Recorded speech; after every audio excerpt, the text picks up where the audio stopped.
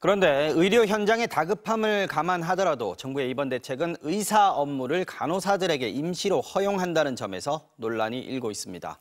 여기에 수년 내에 고갈될 수도 있다는 전망까지 나오는 건강보험 재정까지 투입하려 한다는 점도 우려를 낳고 있는데요. 정부의 오늘 대책 어떻게 봐야 할지 박소희 기자가 살펴봤습니다. 정부가 간호사들의 업무 수행 기준으로 제시한 항목은 모두 98개. 그중 일부는 그동안 전문의들이 해오던 진료 행위입니다. 대표적으로 중심 정맥관 삽입이나 동맥혈 채취, 기관 삽관 등의 고난도 시술인데 이걸 간호사들에게도 허용했습니다. 간호사들은 이미 의료 현장에서 암암리에 해오던 일을 명확하게 정리한 것이라고 말합니다. 이번 시범사업 보완 지침이 간호사 업무의 법 보호 체계의 하나의 기초로서 발판을 마련한 거라고 생각합니다. 반면 의사협회는 현장에서 절대 적용될 수 없는 정책이라고 비판했습니다.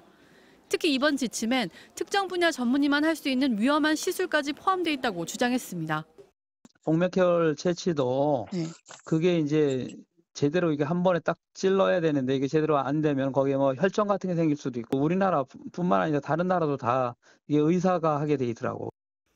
또 이번 지침에선 간호사 업무를 설정할 때 병원장이 간호부서장과 협의해 자체 결정하도록 했는데 문제는 사고 발생 시 최종 법적 책임은 병원장이 져야 한다고 명시했다는 점입니다.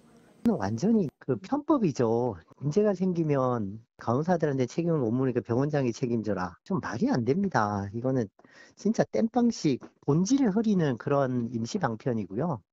무엇보다 지난해 대통령의 거부권 행사로 간호법을 무산시켰던 정부가 이번엔 비상 상황을 내세워 간호사 역할을 임시로 확대하려는 게 모순이라는 지적도 나옵니다. 게다가 병원마다 간호사 업무 기준을 제각각 달리하면 진료의 혼선이 커질 수도 있습니다. 기관장하고 간호부장이 그 업무 범위를 정하라고는 하는데 그게 병원마다 다 다를 수가 있고 그 책임은 또 어떻게 될지.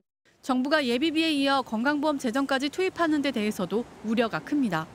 의료진 지원을 명분 삼아 사실상 매출이 급감한 대형 병원들의 손실을 메워주려 한다는 겁니다. 무상의료운동본부는 정부 정책 실패로 발생한 의료 대란의 책임을 국민들에게 지우는 것이라고 비판했습니다. MBC 뉴스 박소희입니다.